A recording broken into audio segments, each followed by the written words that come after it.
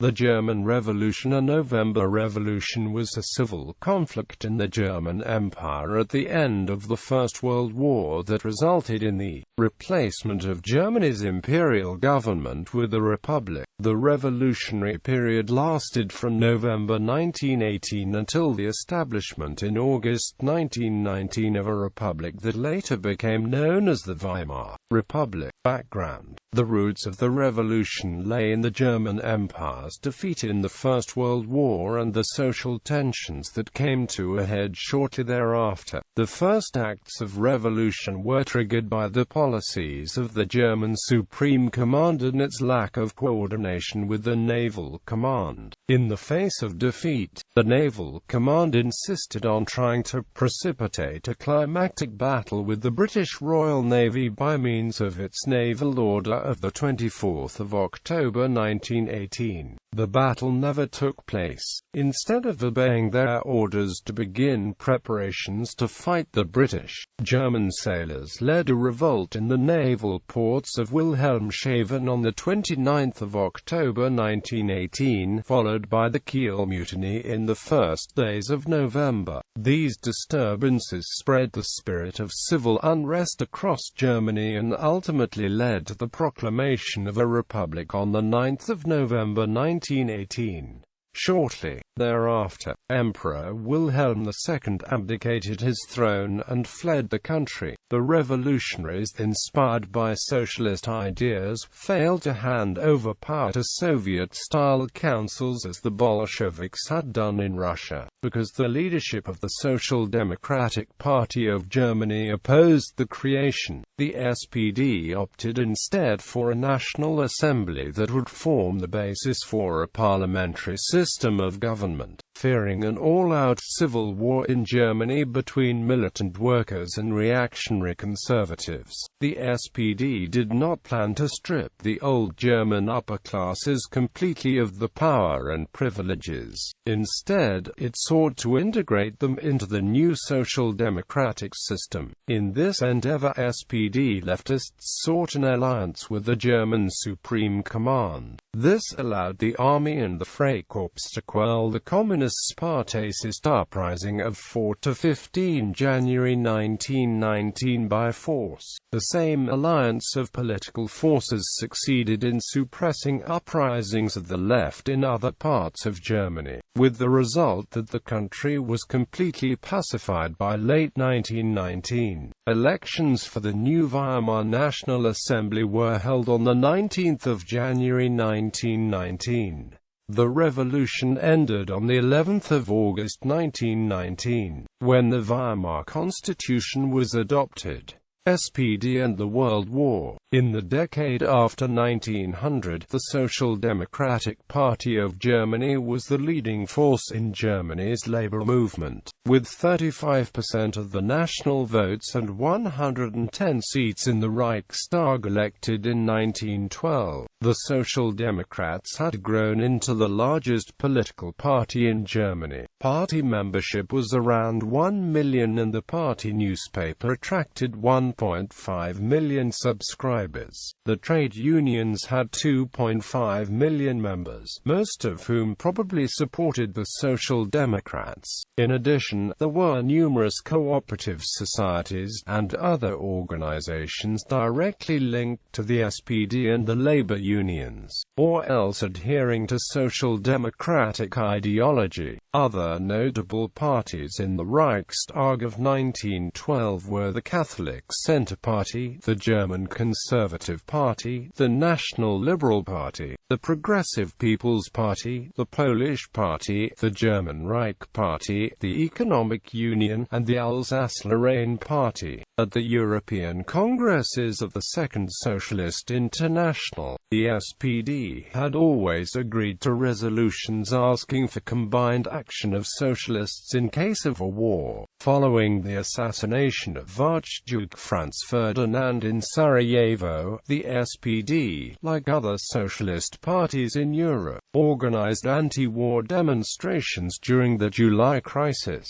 After Rosa Luxemburg, representing the left left wing of the party, called for disobedience and rejection of war in the name of the entire party. The imperial government planned to arrest the party leaders immediately at the onset of war. Friedrich Ebert, one of the two party leaders since 1913, traveled to Zurich with Otto Braun to save the party's funds from being confiscated. After Germany declared war on the Russian Empire on the 1st of August 1914, the majority of the SPD newspapers shared the general enthusiasm for the war, particularly because they viewed the Russian Empire as the most reactionary and anti-socialist power in Europe. In the first days of August, the editors believed themselves to be in line with the late August Bebel, who had died the previous year. In 1904, he declared in the Reichstag that the SPD would support an armed defense of Germany against a foreign attack. In 1907, at a party convention in Essen, he even promised that he himself would shoulder the gun if it was to fight against Russia, the enemy of all culture and all the suppressed. In the face of the general enthusiasm for the war among the population, which foresaw an attack by the Entente powers, many SPD deputies worried they might lose many of the voters with the consistent pacifism. In addition, the government of Imperial Chancellor Theobald von Bethmann-Hollweg threatened to outlaw all parties in case of war. On the other hand, the Chancellor cleverly exploited the anti-Russian stance of the SPD to procure the party's approval for the war. The party leadership and the party's deputies were split on the issue of support for the war. 96 deputies, including Friedrich Ebert, approved the war bonds demanded by the imperial government. There were 14 deputies, headed by the second party leader, Hugo Haas, who spoke out against the bonds but nevertheless followed party voting instructions and raised their hands in favor. Thus, the entire SPD faction in the Reichstag voted in favor of the war bonds on the 4th of August. 2 days earlier, the Free Association of German Trade Unions had already agreed to refrain from labor strikes and demands for higher wages for the duration of the war. It was with those decisions by the party and the unions that the full mobilization of the German army became possible. Haas explained the decision against his will with the words, "We will not let the fatherland alone in the hour of need." The emperor welcomed the so-called truce, declaring, "Ich kenne keine Partien mehr, ich kenne nur noch Deutsche."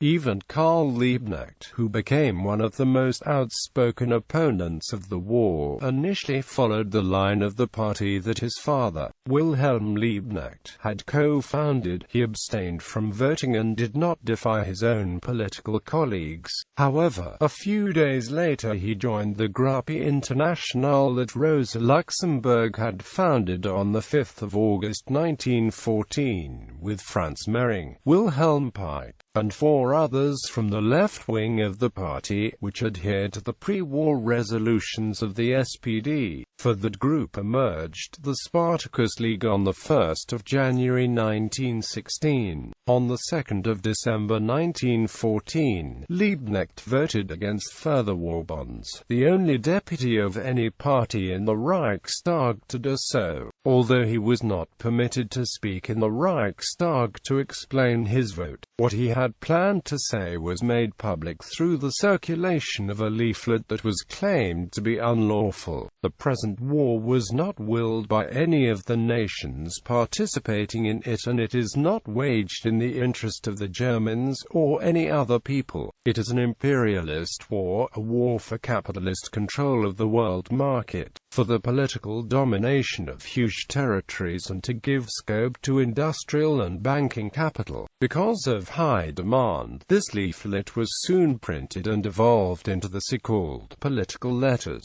collections of which were later published in defiance of the censorship laws under the name Spartacus Letters. As of December 1916, these were replaced by the journal Spartacus, which appeared irregularly until November November 1918. This opened opposition against the party line put Liebknecht at odds with some party members around Haas who were against the war bonds themselves. In February 1915, at the instigation of the SPD party leadership, Liebknecht was conscripted for military service to dispose of him, the only SPD deputy to be so treated. Because of his attempt to organize objectors against the war, he was expelled from the SPD, and in June 1916, he was sentenced on a charge of high treason to 4 years in prison. While Liebknecht was in the army, Rosa Luxemburg read most of the Spartacus Letters. After serving a prison sentence, she was put back in jail under preventive detention until the war ended.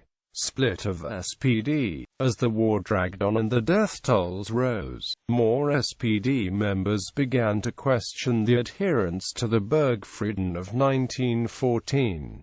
The SPD also objected to the domestic misery that followed the dismissal of Erich von Falkenhayn as Chief of the General Staff in 1916. After his replacement by Paul von Hindenburg, the guidelines of German policy were set de facto by the Supreme Army Command, not the Emperor and the Chancellor. Hindenburg's subordinate, Erich Ludendorff, took on broad responsibilities for directing wartime policies that now seem astonishingly presumptuous. Although the Emperor and Hindenburg were his nominal superiors, it was Ludendorff who made the important decisions. Hindenburg and Ludendorff persisted with ruthless strategies aimed at achieving military victory, pursued expansionist and aggressive war goals and subjugated civilian life to the needs of the war and the war economy. For the labor force, that often meant 12-hour workdays at minimal wages with inadequate food. The Hilfsdienstgesetz forced all men not in the armed forces to work. After the outbreak of the Russian February Revolution in 1917, the first organized strikes erupted in German armament factories in March and April, with about 300,000 workers going on strike. The strike was organized by a group called the Revolutionary Stewards led by the spokesman Richard Müller. The group had emerged from a network of left-wing unionists who disagreed with the support of the war that came from the Union leadership. The American entry into World War I on the 6th of April 1917 threatened further deterioration in Germany's military position. Hindenburg and Ludendorff had called for an end to the moratorium on attacks on neutral shipping in the Atlantic, which had been imposed when the Lusitania, a British ship carrying U.S. citizens, was sunk off Ireland in 1915. The decision signaled a new strategy to stop the flow of U.S. material to France, to make a German victory possible before the United States entered the war as a combatant. The Emperor tried to appease the population in his Easter address of the 7th of April by promising democratic elections in Prussia after the war, but lack of progress in bringing the war to a satisfactory end dulled its effect. Opposition to the war among munitions workers continued to rise, and what had been a united front in favor of the war split into two sharply divided groups. After the SPD leadership under Friedrich Ebert excluded the opponents of the war from his party, the Spartacists joined with so-called revisionists such as Eduard Bernstein and centrists such as Karl Kautsky to found the fully anti-war, independent Social Democratic Party of Germany under the leadership of Hugo Haas on the 9th of April 1917. The SPD, also called the Majority Social Democrats, continued to be led by Friedrich Ebert. The USPD demanded an immediate end to the war and a further democratization of Germany but did not have a unified agenda for social policies. The Spartacist League, which until then had opposed a split of the party, now made up the left wing of the USPD. Both the USPD and the Spartacists continued their anti-war propaganda in factories, especially in the armament plants. Impact of Russian Revolution. After the February Revolution in Russia and the abdication of Tsar Nicholas II on 15 March 1917, the Russian Provisional Government, led by Alexander Kerensky as of 21 July 1917, continued the war on the side of the Entente powers. Nevertheless, Russian society was severely strained by the opposing motivations of patriotism and anti-war sentiment. There was sizable support for continuing the war to defend Russia's honor and territory, but also a strong desire to remove Russia from the hellish conflict and let the other countries of Europe destroy one another without Russian involvement. The German imperial government now saw one more chance for victory, to support the anti-war sentiment in Russia and perhaps turn the tide in Russia toward a separate peace. It permitted the leader of the Russian Bolsheviks, Vladimir Lenin, to pass in a sealed train wagon from his place of exile in Switzerland through Germany, Sweden and Finland to Petrograd. Since he had heard about the February Revolution, Lenin had been scheming on how to get back into Russia, but no option previously available to him proved successful. Within months, Lenin led the October Revolution, in which the Bolsheviks seized power from the moderates and withdrew Russia from the World War. Leon Trotsky observed that the October Revolution could not have succeeded if Lenin had remained stuck in Switzerland. Thus, the Imperial German government had an important influence in the creation of what would become the Soviet Union by turning over Russia's socialist transformation decisively into the hands of the Bolsheviks, whereas in February it had been oriented toward parliamentary democracy. In early and mid-1918,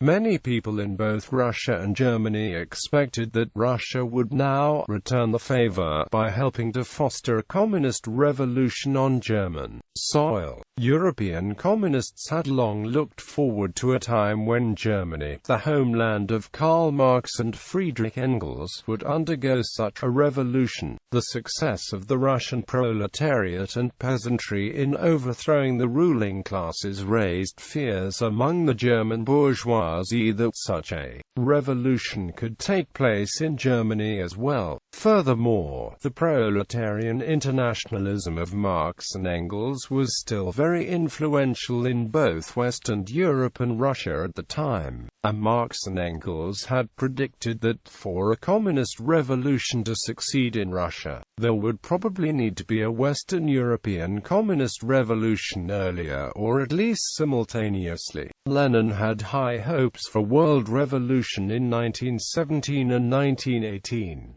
The communism of Marx and Engels had had a sizable following among German workers for decades, and there were quite a few German revolutionaries eager to see revolutionary success in Russia and have help from Russian colleagues in a German revolution. The moderate SPD leadership noted that a determined and well-managed group of the Bolshevik type might well try to seize power in Germany, quite possibly with Bolshevik help, and they moved the behavior towards the left as the German Revolution approached. Otto Braun, board member of the SPD and later Prime Minister of Prussia, clarified the position of his party in a leading article in the SPD newspaper Vorwärts under the title, "The Bolsheviks and Us. Socialism cannot be erected on bayonets and machine guns.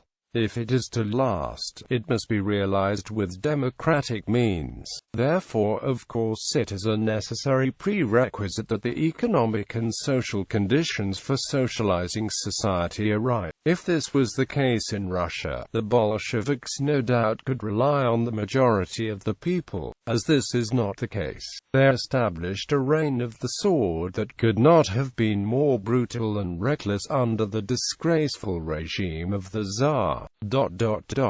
Therefore we must draw a thick, visible dividing line between us and the Bolsheviks. In the same month in which Otto Braun's article appeared, another series of strikes swept through Germany with the participation of over 1 million workers. For the first time during these strikes, the so-called revolutionary stewards took action. They were to play an important part in further developments.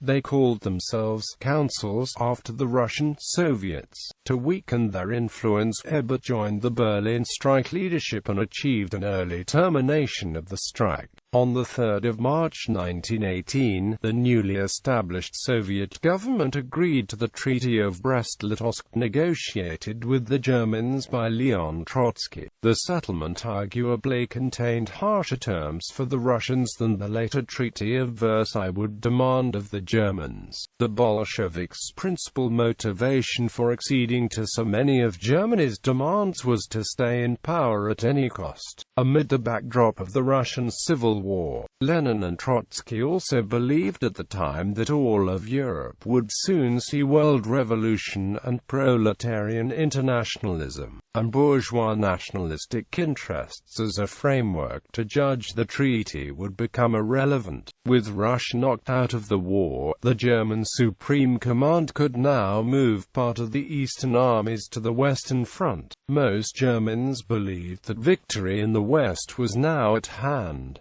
Leftist and rightist approaches to peace. After the United States entered the war in April 1917, the military situation on the Western Front became more precarious for the Germans. For that reason, the SPD in the Reichstag joined the Interfractional Committee with the Centre Party and the Progressive People's Party. In summer 1917, these three parties passed a peace resolution providing for a peace through rapprochement without annexations and payments, as opposed to a peace through victory and annexations, as the political right was demanding. Along with almost everyone else in the country, the committee still believed in victory. The Imperial German Supreme Army Command did not like this resolution, and in the negotiations from December 1917 to March 1918 with Russia, it imposed a harsh peace by victory.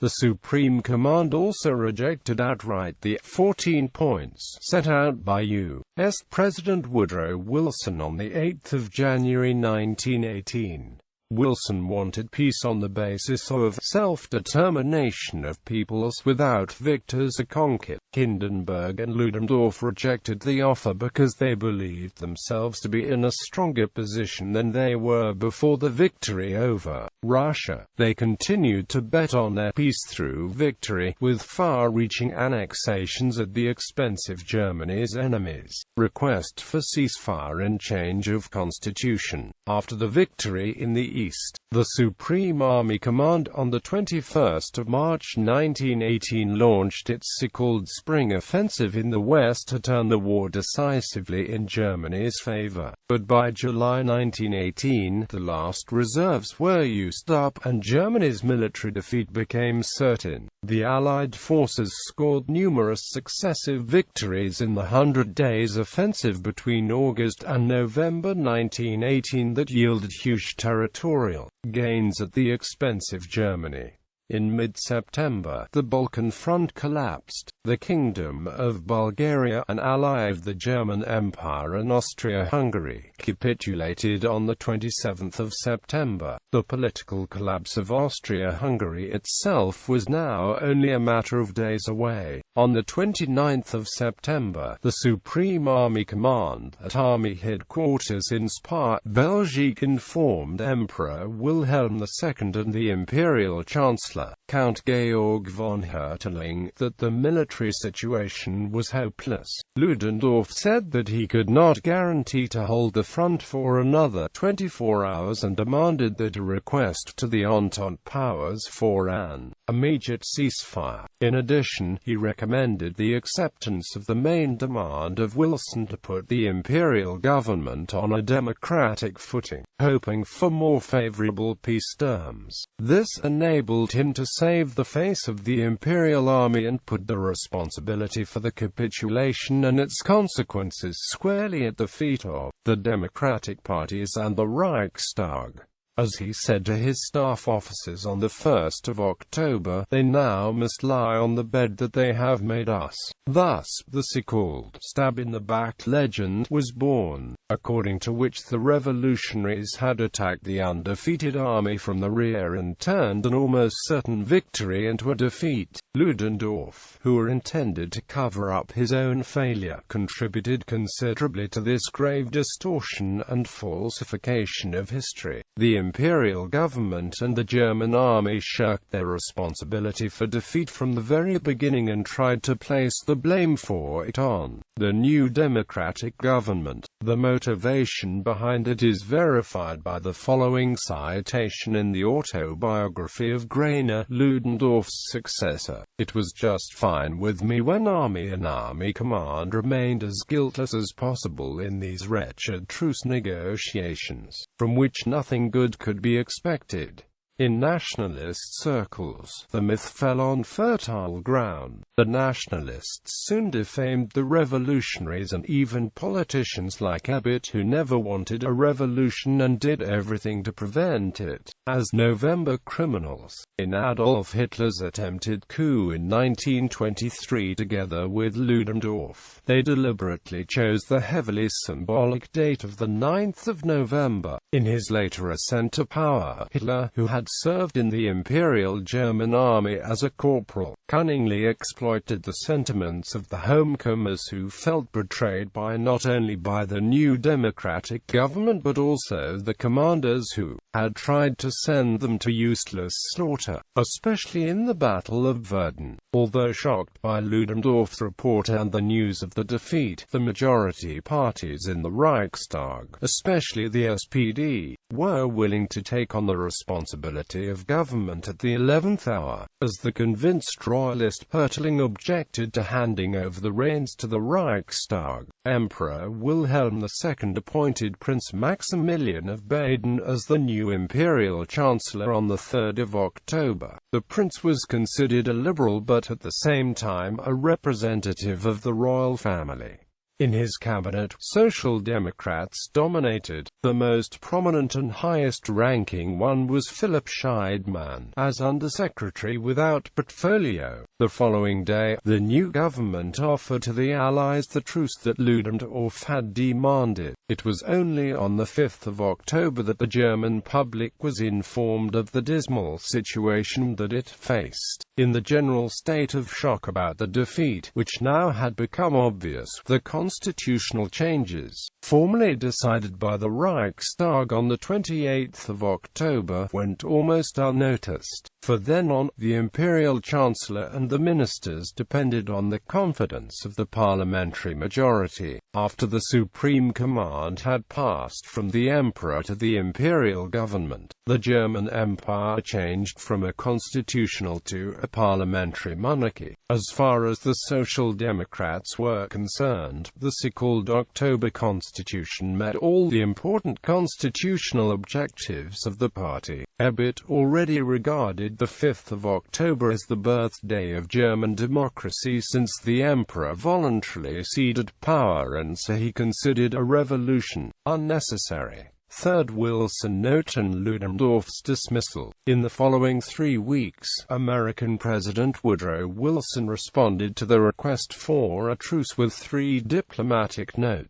As a precondition for negotiations, he demanded the retreat of Germany from all occupied territories, the cessation of submarine activities and the emperor's abdication. This last demand was intended to render the process of democratization irreversible. After the third note of the 24th of October, General Ludendorff changed his mind and declared the conditions of the Allies to be unacceptable. He now demanded the resumption of the war that he had declared lost only 1 month earlier. While the request for a truce was being processed, the Allies came to realize Germany's military weakness. The German troops had come to expect the war to end and were anxious to return home. They were scarcely willing to fight more battles, and desertions were increasing. For the time being, the imperial government stayed on course and replaced Ludendorff as first general quartermaster with General Wilhelm Graener. Ludendorff fled with false papers to neutral Sweden. On the 5th of November, the Entente powers agreed to take up negotiations for a truce, but after the third note, many soldiers and the general population believed that the emperor had to abdicate to achieve peace.